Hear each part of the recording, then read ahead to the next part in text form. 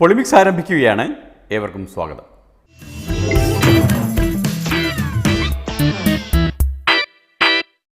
കളിതമാശയിലേക്ക് കടക്കും മുമ്പ് ക്രമസമാധാന നിലയെ ഒന്ന് അവലോകനം ചെയ്യുകയാണ്. അതിൻ്റെ ഇന്നത്തെ നിലയെക്കുറിച്ച് ഭരണകക്ഷിയിലെ രണ്ടാം പാർട്ടിയായ CPIക്ക് പോലും പരാതിയുണ്ട്.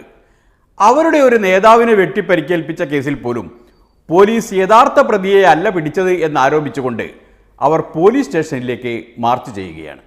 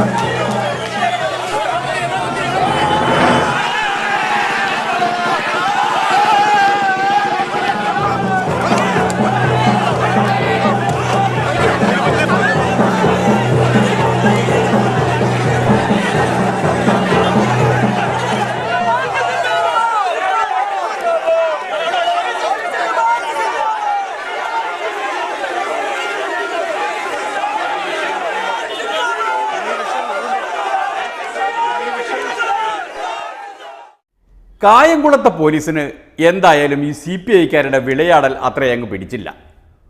ഓടിച്ചിട്ട് തല്ലിയ കൂട്ടത്തിൽ 1-2 CPIക്കാരുടെ ചോരയും കണ്ടു.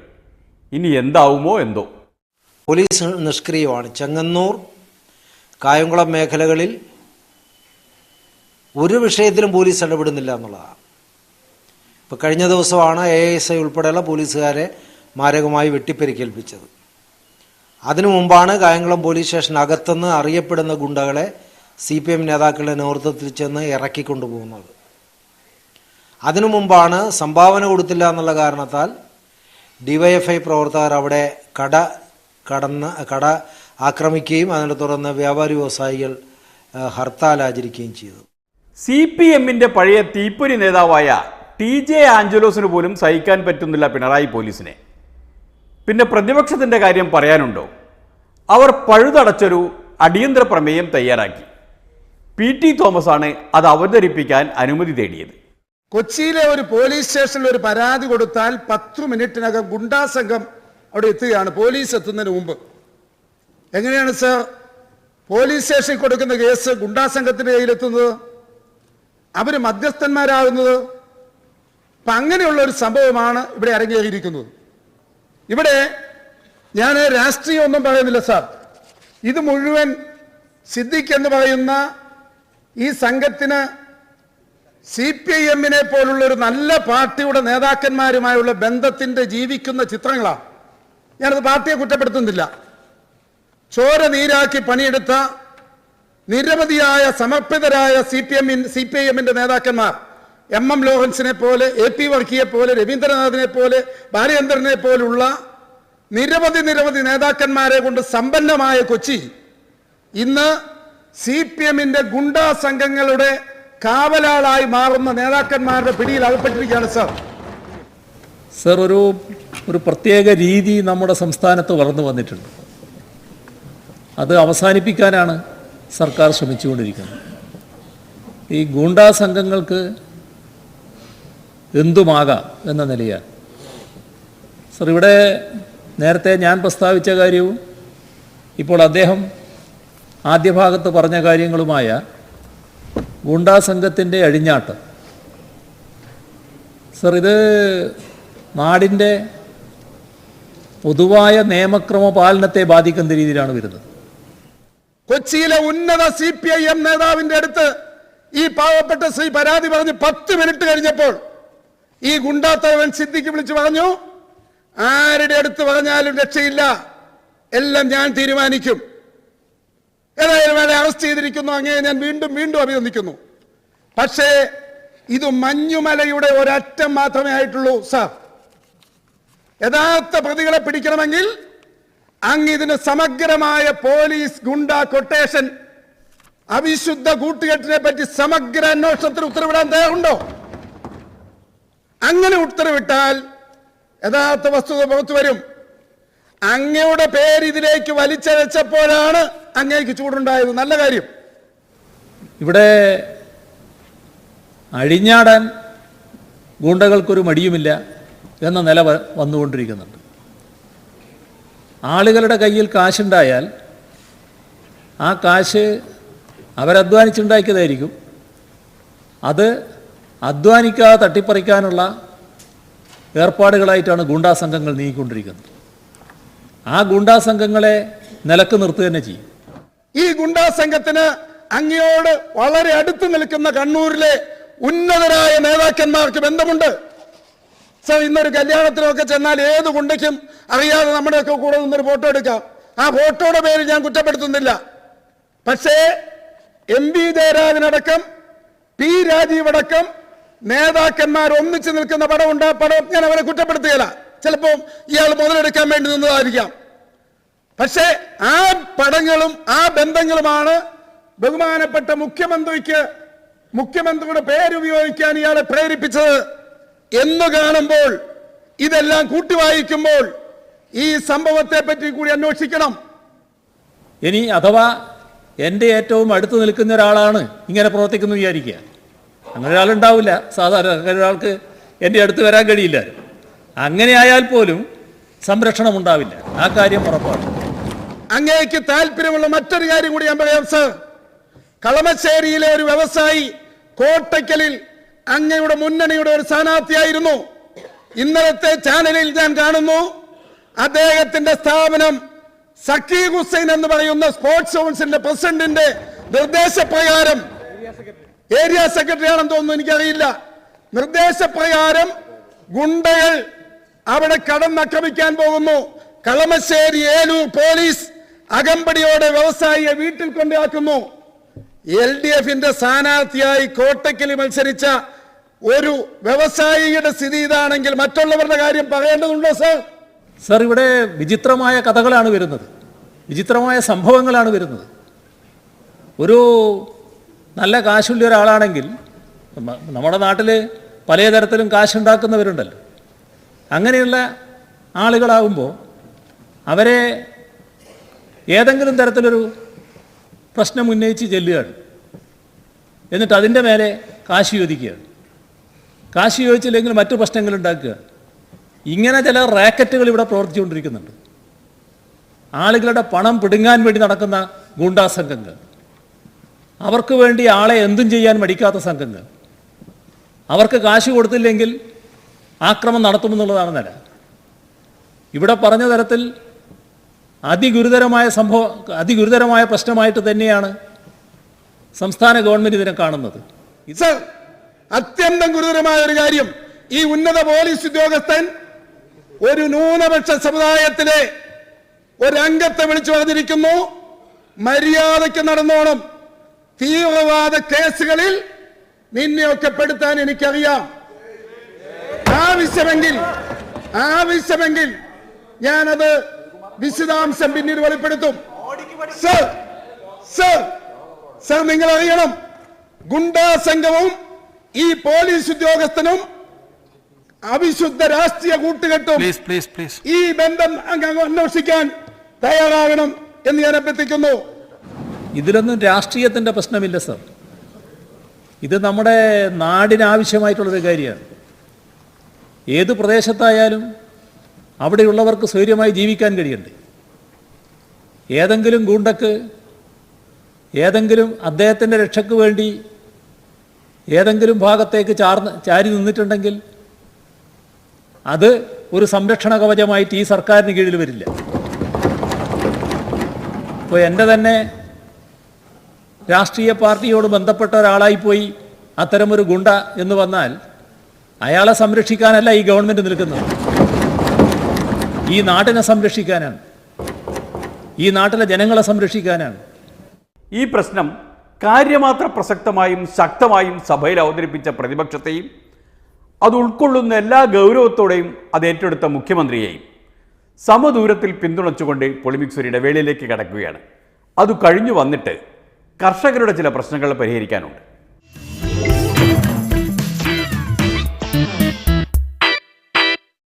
കർഷകർക്ക് നിരവധി പ്രശ്നങ്ങളുണ്ട് എന്നത് ശരിയാണ്. പക്ഷേ അത് ഉന്നയിക്കേണ്ടത് പൊളിമിക്സ് അല്ല, അതിന് വേറെ ആളുകളുണ്ട്, അവർ വരുന്നുമുണ്ട്.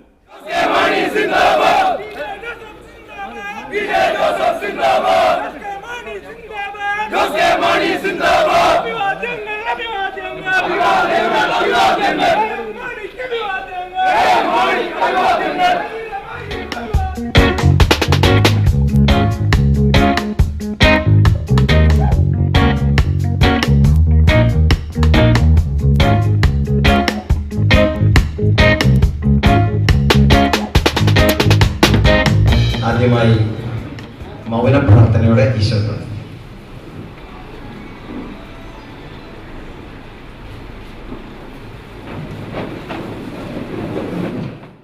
കേരളത്തിലെ കർഷകന്റെ ശബ്ദം വാസ്തവത്തിൽ കേരള കോൺഗ്രസ് പാർട്ടിയാണ്. ഈ ശബ്ദം നിലയ്ക്കാൻ പാടില്ല. കേരളത്തിലെ കർഷകൻ അവന്റെ കൈകളിൽ വെച്ച് പൂജിക്കുന്ന പാർട്ടിയാണ് കേരള കോൺഗ്രസ് പാർട്ടി. കാരണം മലയോര കർഷകർക്ക് ആകെ ആശ്രയം ഈ കേരള കോൺഗ്രസ് പാർട്ടിയാണ്. ഒരു കാലഘട്ടത്തിൽ കാട്ടുകള്ളന്മാർ, കായൽ രാജാക്കന്മാർ, ഭൂസ്വാമികൾ എന്ന് പറഞ്ഞുകൊണ്ട് കേരളത്തിലെ കൃഷിക്കാരെ പുച്ഛിച്ച കാലഘട്ടം നിങ്ങൾ ഓർക്കുന്നുണ്ട്. കാലം മാറി മറിഞ്ഞപ്പോൾ കേരള കോൺഗ്രസിനെയും മാണിസാറിനെ തന്നെയും ചിലർ കാട്ടുകള്ളൻ എന്ന് വിളിച്ച് ആക്ഷേപിച്ചത് പൊളിമിക്സും ഓർക്കുന്നുണ്ട്.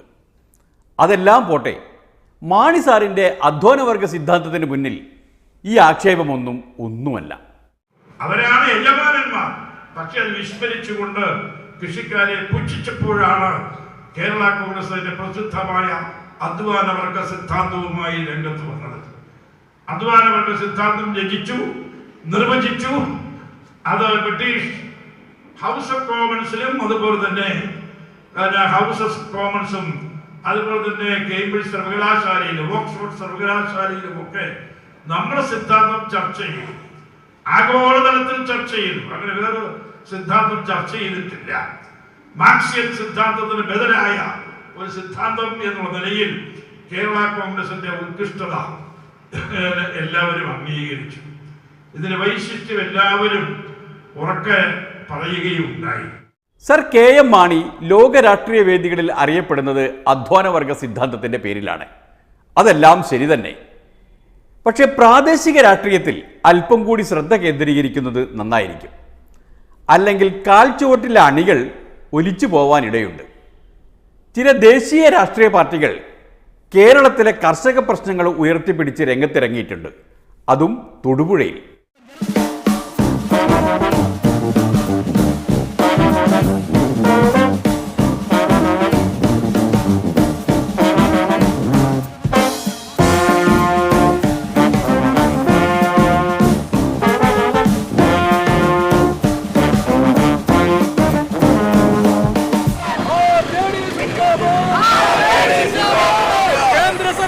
തെറ്റായ സാമ്പത്തിക നയങ്ങൾ അവസാനിപ്പിക്കുക.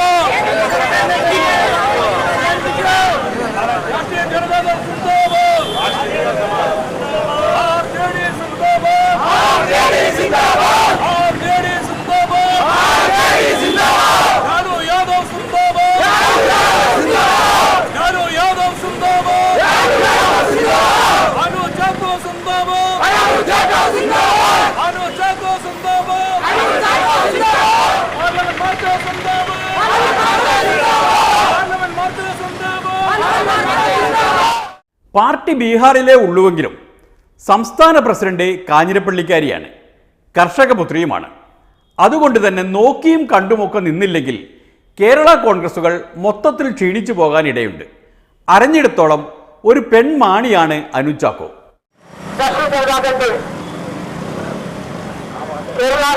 കർഷക രാഷ്ട്രീയ ജനതാദളിന്റെ സംസ്ഥാന പ്രസിഡന്റ് അനിൽ രാഘവൻ, രാഷ്ട്രീയ ജനതാദളിന്റെ കർഷക രാഷ്ട്രീയ ജനതാദളിന്റെ സെക്രട്ടറി ജനറൽ ദിനേശ്, എറണാകുളം ഇടുക്കി ജില്ലാ പ്രസിഡന്റ് പ്രമോദ്,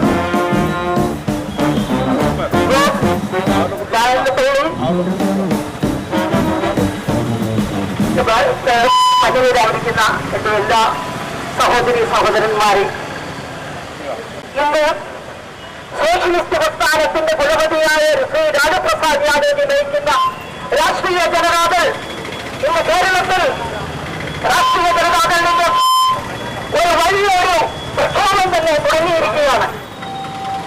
നമ്മുടെ നാടിന്റെ കേരളത്തിന്റെ നട്ടമെന്ന് പറയുന്നത് മാന്യ യോജനയാണ്. അതിന് പ്രത്യേകിച്ചും റബ്ബർ ഇന്ന് കേന്ദ്ര സർക്കാർ ചെയ്യുന്നത് അതിനെ കീഴടക്കുന്നത് തുടരാനും അതിന് ഇനിയും വീണ്ടും അതിനെ ശക്തമാക്കിക്കൊണ്ട് പോകാനും ഉള്ള നയങ്ങളെ കൊണ്ടുവരാനും അതിനെ എഗ്രിമെന്റ് തയ്യാറാക്കുന്നതിനാണ് ഇപ്പോൾ തീരുമാനിച്ചിരിക്കുന്ന ഈ പോളിസിയെ മാറ്റണമെന്ന് മോദി സർക്കാർ ഇതിനെ തുറന്നു വച്ചിരിക്കുന്ന ഈ എഗ്രിമെന്റിനെ ക്യാൻസലാക്കണമെന്നാണ് രാഷ്ട്രീയ ജനതാദൾ ഇതിന് തുടക്കം കുറിച്ചിരിക്കുന്നത്. അടുത്തതായിട്ട് നമ്മൾ അഭിസംബോധന ചെയ്തുകൊണ്ട് സംസാരിക്കുന്നത് മഹാമുഹമ്മദ് ഖാൻ പത്താൻ സാഹിബാണ്. അദ്ദേഹത്തിന് ഞാൻ മെച്ചത്. आने वाले दिनों में हमारी अनुषा को यहाँ की स्टेट मिनिस्टर बनेगी और साथ ही साथ मैं ये बताता चलूँ कि राष्ट्रीय जनता दल की ओर से यहाँ पर आम जनता के जो भी समस्या है और आने वाले दिनों में यहाँ पर नगर पालिका में और कारपोरेशन में और विधानसभा में अपना खाता ओपन करेंगे। इतना कहते हुए जो मुझे बोलने का मौका दिया, केरला स्टेट के observer mister Mohammed Khan Pathan, state president Annamma चाको,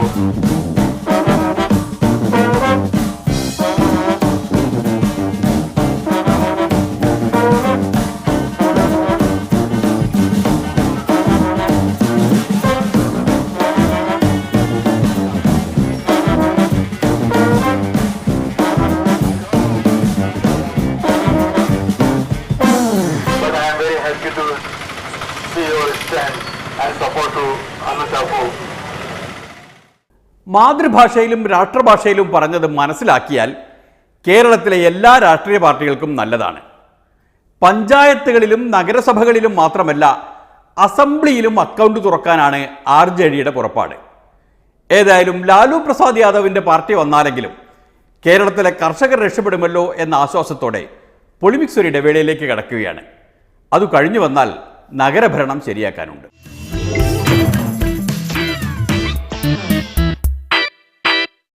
കോഴിക്കോട് കോർപ്പറേഷനിൽ മേയറായിരുന്ന VKC മുഹമ്മദ് കോയ സ്ഥാനക്കയറ്റം കിട്ടി MLA ആയി പോയല്ലോ. അങ്ങനെ ഒഴിവ് വന്ന വാർഡിലേക്ക് ഒരു ഉപതെരഞ്ഞെടുപ്പ് നടന്നല്ലോ. അതിൽ LDF തോറ്റല്ലോ. അതിനാൽ നിലവിലുള്ള LDF മേയർ രാജിവെക്കണമെന്നാവശ്യപ്പെട്ട് കോർപ്പറേഷനിൽ UDFകാർ ഒരു അടിയന്തര പ്രമേയം കൊണ്ടുവന്നു. അപ്പോൾ അത് ചർച്ചക്കേ എടുക്കില്ലെന്ന് മേയർ തീർപ്പ് കൽപ്പിച്ചു. അതിൽ പ്രതിഷേധിച്ച് UDFകാർ ഇറങ്ങിപ്പോകുന്നതാണ് രംഗം.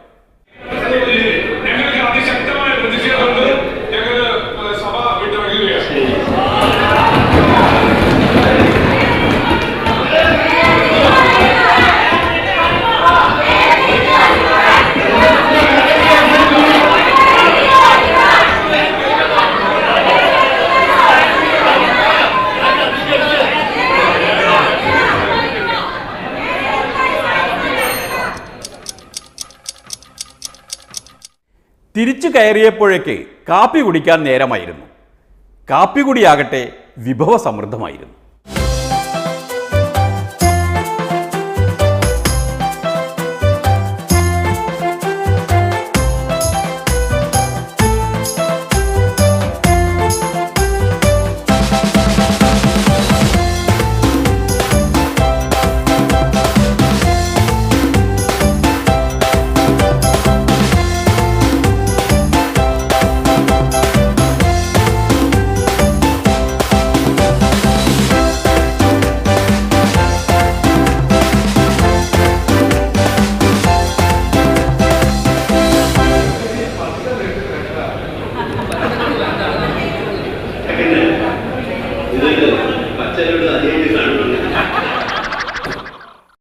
പച്ച ലഡു അധികം കഴിക്കരുത് എന്ന് മേയർ റൂളിംഗ് നൽകിയതിൽ പ്രതിഷേധിച്ച് പൊളിമിക്സും ഇറങ്ങിപ്പോവുകയാണ്. പകരം രാഷ്ട്രീയ വിദ്യാഭ്യാസ പദ്ധതി ഇനി നയിക്കുന്നത് അഡ്വക്കേറ്റ് KNA ഖാദറാണ്. വിമോചന സമരകാലത്ത് പണ്ഡിറ്റ് ജവഹർലാൽ നെഹ്റു കേരളത്തിൽ എന്താണ് നടക്കുന്നത്, എന്തുകൊണ്ടാണ് കേരളം തിളച്ചു മറിയുന്നതെന്ന് അറിയാൻ വേണ്ടി വന്നപ്പോൾ ഗവർണറുടെ രാജ്ഭവനിൽ വെച്ച് മുഖ്യമന്ത്രി EMS ഉൾപ്പെടെയുള്ള ആളുകളെയും പാർട്ടി നേതാക്കന്മാരെയും നെഹ്റു വിളിപ്പിച്ചു. നെഹ്റു ആദ്യം തന്നെ EMSനോട് ചോദിച്ചത്, ഇത്ര